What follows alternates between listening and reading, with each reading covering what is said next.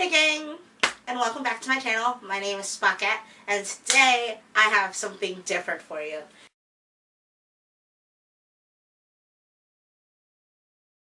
So I like to talk about things that I'm into on this channel. I like to sit down and I like to give you guys a little bit of chat about what's going on with my life. So I have decided that I'm going to start talking about books on this channel. But I don't think I read critically enough to give a proper review. So these are just opinions about books that I read in 2018 and will continue on for 2019.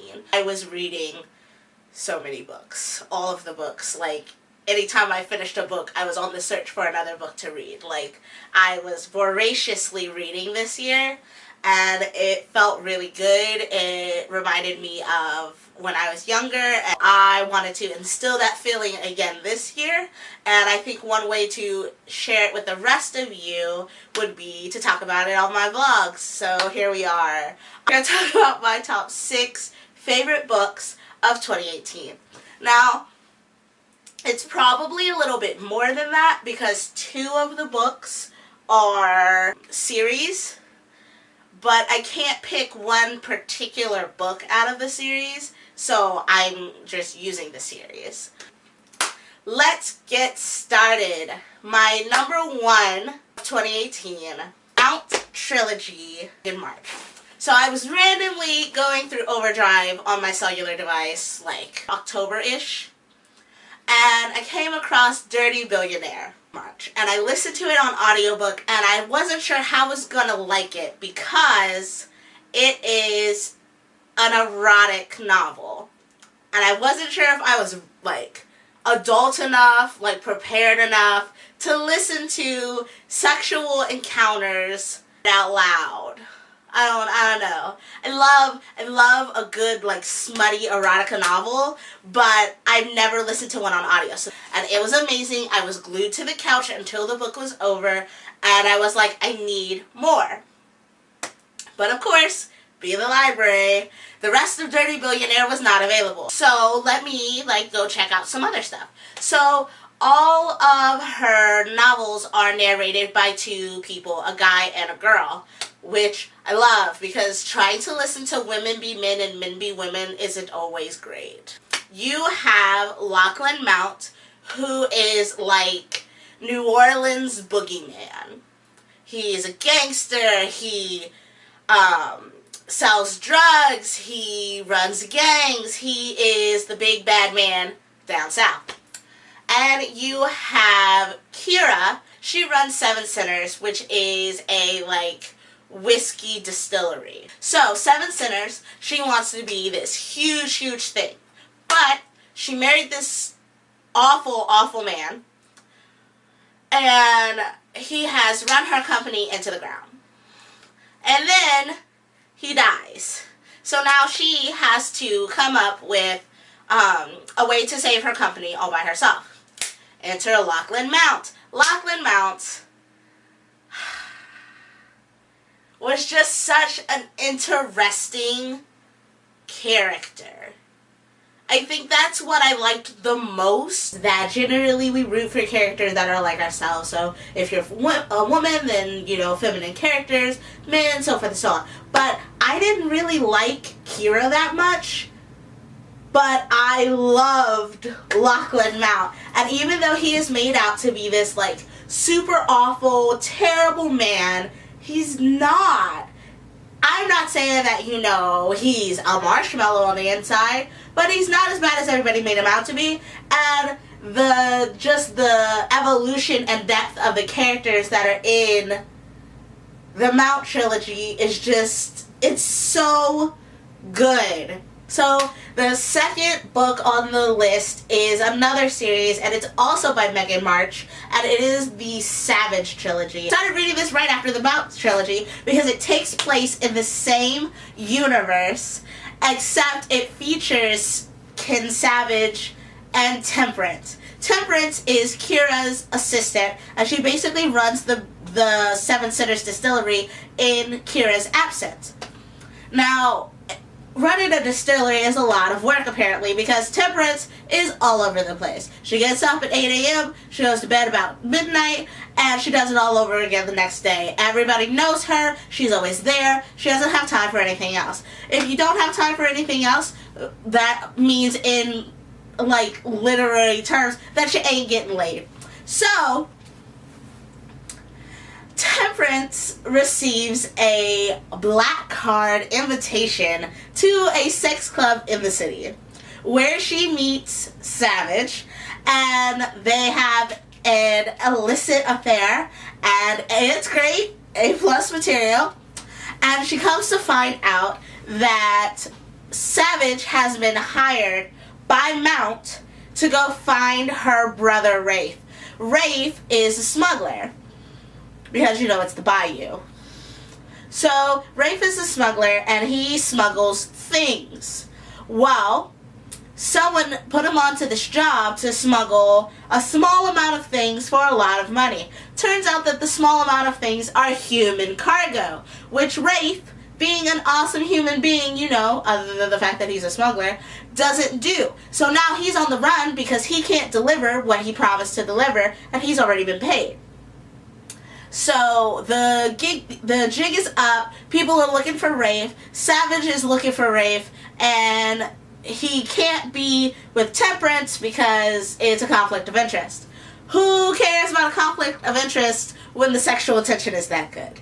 I don't. And Megan didn't, because they get it on. Oh my god, they get it on. And it's so good.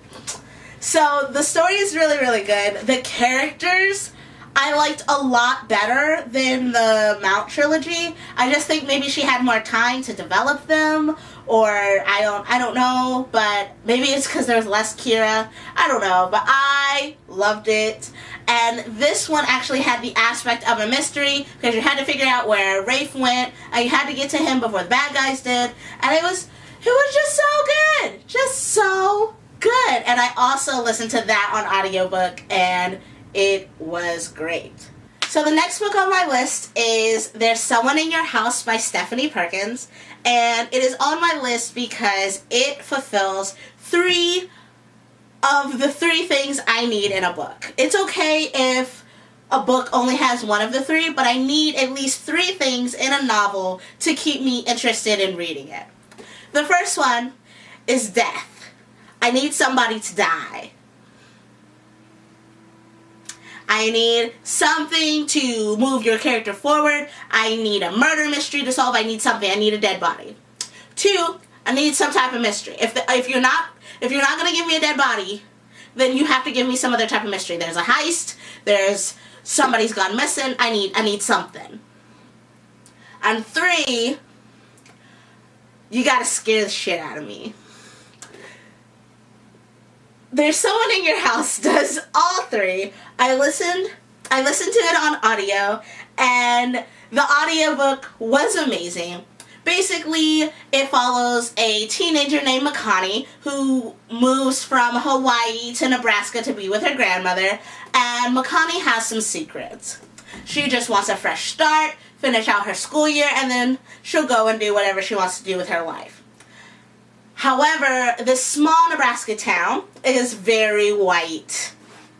It's not very diverse. It's very small-minded in the community. The interesting thing about the book is that the setting doesn't necessarily lend itself for a diverse novel, but the author still does a very good job. We have Makani, who is Asian American and African American. She is living in Nebraska. She has a friend who is transitioning. There are Latinas present. I think it's really diverse for a YA novel, especially for horror, because, I mean, if you look at a scary movie, not really a lot of diversity there. So I think that was a very interesting aspect of it, but in this little Nebraska town, nothing happens. People go there, people do their job, people leave. If they're in school, they go through school, they graduate, and they get the hell out of Dodge. Well, Makani shows up, and all of a sudden, people aren't quite making it out. People are dying in terrible, gruesome, horrible ways. And I know it looks like I'm smiling, but it's just because they did such a good job. Like, I was biting my lip, chewing on my nails, sitting on the edge of my seat. Like, I absolutely loved this novel, and I recommend it to everyone. Anyone. Doesn't matter who you are, doesn't matter what you like to read, you're going to enjoy this novel. It's just so good. You're scared, you're interested, you want them to survive, and I mean, this is like slaughter level murder. The death rate for this book is the highest in any book I have ever read. Like, I know that's probably not something you want a book to be really like up there for, but I'm just all about it. All about it. Please, please, please, please go read it. The next book on my list I've actually talked about quite a few times this year on my Goodreads, which is the Nancy Drew Case Files. Now, the one that's on my list is number 1, Secrets Can Kill. But I love the Nancy Drew Case Files series in general. The difference between this Nancy Drew and all of the other Nancy Drews is this Nancy Drew is definitely suited towards older teens into adults. Nancy is getting into sexual tension situations. Nancy is dealing with the fact that maybe Ned is not into her as much as he thought or she thought, and there are other relationships. There's fighting, there's kissing, there's sexual tension, there's murder! Murder! I'm just so here for it. So here for it. Like, you guys know I love me a mystery, and any mystery with murder is a good mystery in my book. In this book alone, Nancy is back in high school. She's undercover. There's a murder. There's blackmailing. A car blows up. Not spoilers because it's on the cover. Like, dude, I loved it. And what happened was, I rented it from the library, and book 1 and book 2 they didn't have. So I read book 3 and book 4 first, and then went back. And oh my god, just blown away. Like, I am just blown away. I am on eBay and Amazon right now looking to see how I can score the rest of the series, because the library has them, but they don't have them in order.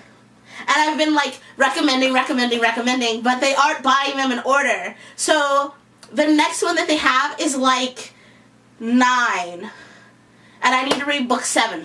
So I don't know. But it's so good. It's such a more like adult Nancy Drew. And it's definitely for those kids who read Nancy Drew growing up and felt like they were done with her because she wasn't evolving. This is definitely a more evolved Nancy Drew, and I just love it so much. Next book on my list is This Is Our Story by Ashley Elston. I listened to this on audio as well, and although this didn't really have the death rate of There's Someone in Your House by Stephanie Perkins, it was definitely still just as good, if not better.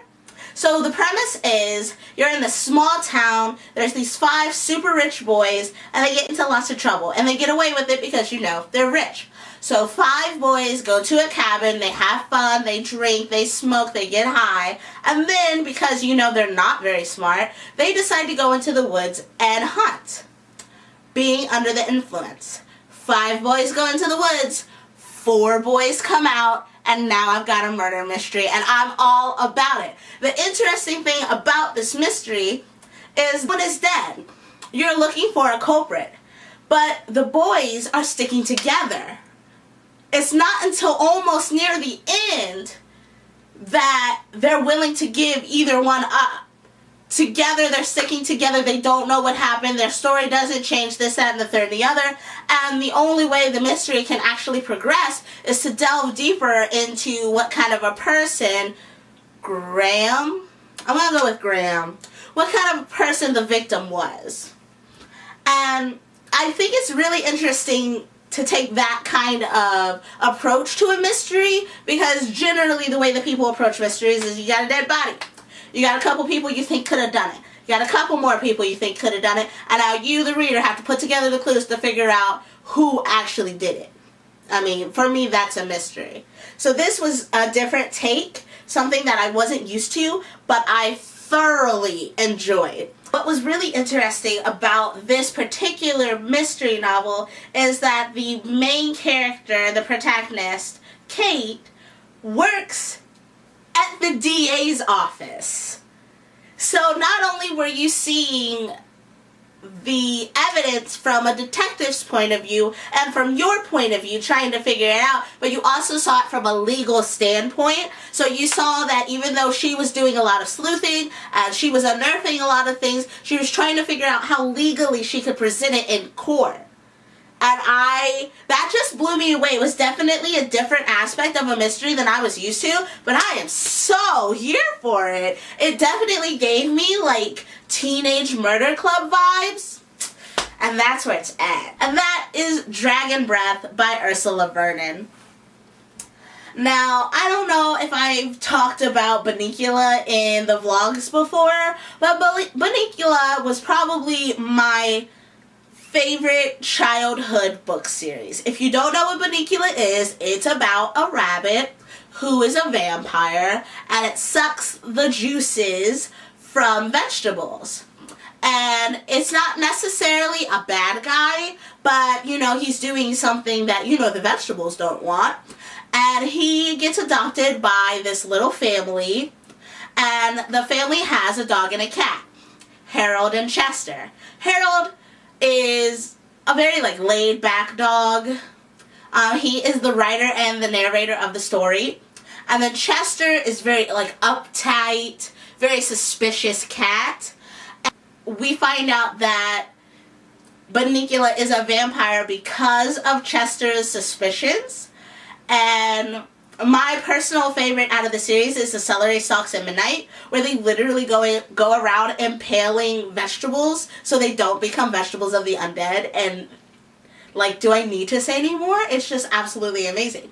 So, enter Dragon Breath. It is about a dragon named Danny who goes to a school for reptiles and amphibians, and they learn regular childhood things. But Danny is not a regular childhood reptile. He's a dragon. He is considered a mystical creature, and people don't believe he exists. So, the very first book is about a homework assignment that he totally, like, lies through. You're supposed to do some research on the ocean and write about it, and he makes up some stuff. Like, there's a tall tale about like a water bat, like a snorkel bat or something. Like, it's hilarious. Basically, the teacher's like, "Come on, you're pulling my leg, and you need to give me an actual report on the ocean by Friday," which I think is like 3 days. So he goes home and he asks his mom if they know anything about the ocean, and his mom says to go see his cousin. His cousin is a sea serpent. He drags Wendell with him. Wendell is his best friend. He's an iguana. He drags Wendell with him, and they go and explore the ocean with the sea serpent. You learn a little bit about the creatures underneath there. They get attacked by a giant squid. It's amazing. Like, you definitely need to go read it. I absolutely loved it. It's probably better than middle grade. I would say maybe elementary to middle grade. It's definitely younger than what I normally read, but I just needed something really cute, and Dragon Breath definitely fits the bill. Those are my 6 favorite books of 2018. This has been Spox. I'll see you next time. Peace. Amistad Liquor Company. I think they make scotch We're going to go with whiskey because I don't drink, so I have no idea what the difference is. But she runs Seven Sinners, which is a, like, whiskey distillery, I think. It's either whiskey or scotch. I don't know the difference. Do you know the difference? Leave it in the comment below. I don't know. Anyway, they make alcohol that you can drink. That's brown. Pretty sure both scotch and whiskey are brown. We're going to go with brown.